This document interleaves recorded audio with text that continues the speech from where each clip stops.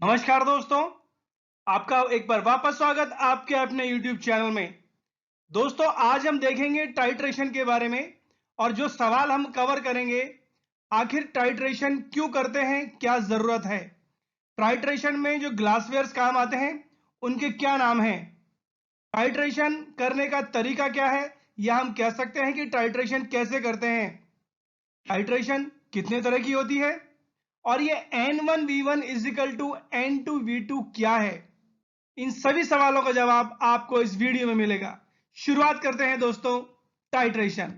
आगे बढ़ने से पहले दोस्तों, अगर आप हमारे चैनल पर नए हैं तो चैनल सब्सक्राइब जरूर करें और बेल आइकन जरूर दबाएं ताकि जैसे ही वीडियो रिलीज हो आपके पास जानकारी पहुंच सके।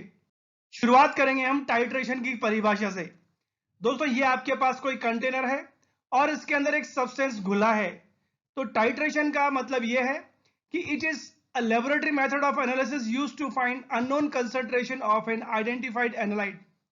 कहने का मतलब, अगर आपके पास कोई सैंपल घुला है किसी लिक्विड के अंदर, तो टाइट्रेशन पता करने का तरीका है कि वो लिक्विड कितना है, उसकी मात्रा कितनी घुली है।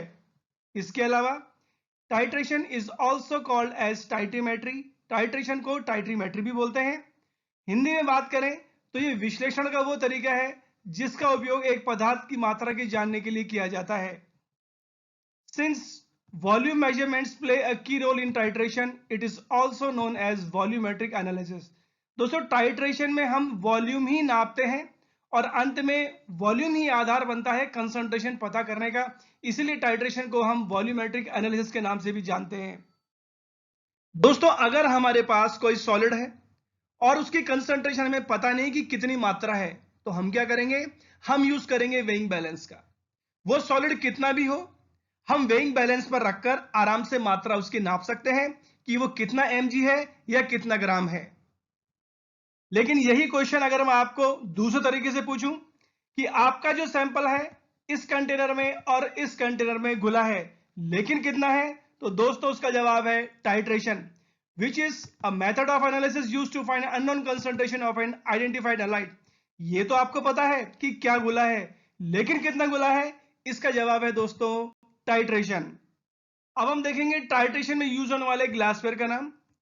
यह है ब्यूरेट स्टैंड, यह है ब्यूरेट, यह है क्लैंप, यह है स्टॉपकॉक, यह है कोनिकल फ्लास्क और दोस्तों यह है ड्रॉपिंग बॉटल। अब हम देखेंगे इन सब ग्लासवेयर का क्या यूज है वन बाय वन। शुरुआत करेंगे हम ब्यूरेट से। दोस्तों, ब्यूरेट में डाला जाता है सॉल्यूशन ऑफ नोन कंसंट्रेशन, जिसे हम टाइट्रेंट भी बोलते हैं, और टाइट्रेशन में हमें इसी का वॉल्यूम पता करना होता है। कोनिकल फ्लास्क, इसमें होता है सॉल्यूशन ऑफ नोन वॉल्यूम, जिसे टाइट्रेंट भी बोलते हैं या एनालाइट भी बोलते हैं। हमारा जो सैंपल है जिसकी हमें कंसंट्रेशन पता करनी है कि वो कितना है, वो दोस्तों इसी में रहता है कोनिकल फ्लास्क। तो टाइट्रेशन में हमें इसकी कंसंट्रेशन पता करनी है, वो कोनिकल फ्लास्क में रहता है। यह है दोस्तों इंडिकेटर।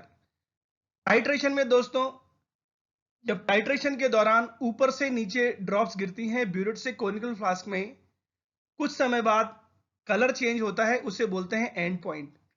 वो एंड पॉइंट इसी की मदद से आता है जिसे बोलते हैं इंडिकेटर। ये इंडिकेटर टाइट्रेशन से पहले 2-4 ड्रॉप डाली जाती हैं और ये इंडिकेटर रिस्पॉन्सिबल होता है कलर चेंज के लिए, जिसे हम एंड पॉइंट बोलते हैं। क्लैंप, क्लैंप का काम होता है ब्यूरेट को पकड़ के रखना। It means it is used to hold the burette. Stopcock, it is used to control the flow of liquid from burette. दोस्तों, ये जो सॉल्यूशन हमने ब्यूरेट में डाला है वो ड्रॉप बाय ड्रॉप आए, ये कंट्रोल किया जाता है किससे, स्टॉपकॉक से। और जैसा ही एंड पॉइंट आता है, इस सॉल्यूशन को नीचे गिरने से बंद कर दिया जाता है स्टॉपकॉक की मदद से। तो हम कह सकते हैं ना, it is used to control the flow of liquid. अब हम देखेंगे कि टाइट्रेशन कैसे करें, कौन कौन से स्टेप्स हैं। टाइट्रेशन में एक बहुत जरूरी चीज, जब भी आप ब्यूरेट से कोनिकल फ्लास्क में सॉल्यूशन डालते हैं तो याद रखें दोस्तों, वो ड्रॉप बाय ड्रॉप ही डलनी चाहिए। पहला स्टेप, जब आप सॉल्यूशन इसमें डालेंगे ब्यूरेट में, उससे पहले आपको स्टॉप कॉक को बंद करना है। इट मींस स्टॉप कॉक बंद कर ब्यूरेट को मार्क तक भरें जो ऊपर तक ग्रेजुएशन है वहां तक आपको सॉल्यूशन भरना है। और इसमें क्या भरना है आपको? Solution of known concentration. दोस्तों N1 यहां पर आपको याद रखना है, यही normality of solution of known concentration होती है। जो आप सॉल्यूशन इसमें डाल रहे हैं, आपको इसकी कंसंट्रेशन पता है, यही N1 कहलाता है। और टाइट्रेशन के बाद जो हमें मेजर करना है कितना वॉल्यूम, यही होता है volume of solution of known concentration. दूसरा स्टेप होता है दोस्तों फ्लास्क में एनालाइट का भरना। यह स्टेप हम कंप्लीट कर चुके हैं, मार्किंग तक हम उसमें सॉल्यूशन भर चुके हैं। अब आपको फ्लास्क में भरना है solution of unknown concentration but fixed volume. आपने इसमें सैंपल डाल दिया, लेकिन उसका वॉल्यूम फिक्स होता है। जैसे मैंने आपको बताया, हमें इसकी कंसंट्रेशन पता करनी है। तीसरा स्टेप, इसी फ्लास्क में दोस्तों आपको इंडिकेटर की कुछ ड्रॉप्स डालनी है ड्रॉपिंग बॉटल से। चौथा स्टेप, ब्यूरेट से फ्लास्क में ड्रॉप वाइज ऐड करें और साथ साथ फ्लास्क को हिलाते रहें जब तक कलर चेंज नहीं हो या जब तक कलर नहीं आए।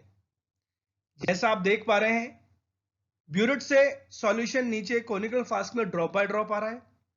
आपको साथ साथ हिलाना है टाइट्रेशन के दौरान, और जैसे ही कलर आए इसी समय आपको स्टॉप कॉप को बंद कर देना है और आपको वॉल्यूम नोट करना है V2। दोस्तों ये V2 क्या है? ये जो आपने सॉल्यूशन लिया है। अगले स्टेप में कलर आते ही आपको स्टॉप कॉप को बंद करना है, जैसे मैंने आपको बताया। और दोस्तों आपको नोट करना है, यही एंड पॉइंट होता है। ब्यूरेट का अब आपको वॉल्यूम नोट करना है।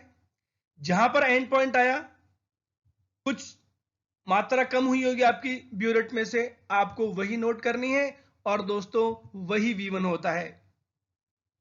आपको फॉर्मूला अप्लाई करना है NV1 is equal to N2V2। मैं एक बार वापस याद दिला रहा हूं, हमारा मोटिव है कि हमने जो सैंपल लिया था जिसका एंड पॉइंट ऐसा आया, या फिर हम कह सकते हैं शुरू में हमने जो सैंपल यहां लिया था उसकी कंसंट्रेशन कितनी है, तो हमें इसी फॉर्मूले से पता करना है। इससे आपको मदद मिलेगी। जो हमारा एनालाइट था उसकी कंसंट्रेशन होती है N2। इसमें जो हमने सॉल्यूशन डाला था इसकी कंसंट्रेशन कहलाती है N1। इसका जो वॉल्यूम आया ब्यूरेट से यह कहलाता है V1। और यह है V2 जो आपने वॉल्यूम लिया जो फिक्स है। सवाल उठता है कि N ही क्यों यूज किया? तो दोस्तों जैसे सॉलिड को मैं नाप पाता हूं किलोग्राम में, मिलीग्राम में, इसी तरीके से कोई भी सॉलिड लिक्विड में कितना घुला है, या फिर मैं कह सकता हूं कि सॉल्युबिलिटी को एक्सप्रेस करने का अलग अलग तरीका होता है। उसमें एक तरीका होता है N, जिसे हम कहते हैं नॉर्मेलिटी। तो हम टाइट्रेशन में जो कंसंट्रेशन है हम नॉर्मेलिटी से एक्सप्रेस करते हैं, इसलिए हमने वर्ड यूज किया है N। तो दोस्तों अब इसे फॉर्मूले में कैसे लगाना है? इस तरीके से। ये रहा आपका N1 is equal to N2V2। एक बार वापस बता रहा हूं, N1 है normality of solution with known concentration जो आप ऊपर से डाल रहे हैं।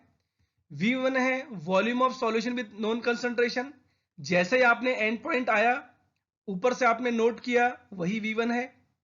N2 होता है normality of solution with unknown concentration, जो आपको पता करना है कि इसके अंदर कितना था। और volume of solution with unknown concentration जो फिक्स था, आपने टाइट्रेशन से पहले ही इस फ्लास्क में लिया था। तो दोस्तों इस तरीके से जो N2 है इसकी कंसंट्रेशन आप टाइट्रेशन से पता कर सकते हैं और आपका एक्सपेरिमेंट कंप्लीट हो जाएगा। उम्मीद है दोस्तों जानकारी पसंद आई होगी। ऐसे अपडेट लेकर दोबारा हाजिर होंगे। चैनल सब्सक्राइब जरूर करें और बेल आइकन जरूर दबाएं। सुरक्षित रहें। धन्यवाद। जय हिंद, जय भारत।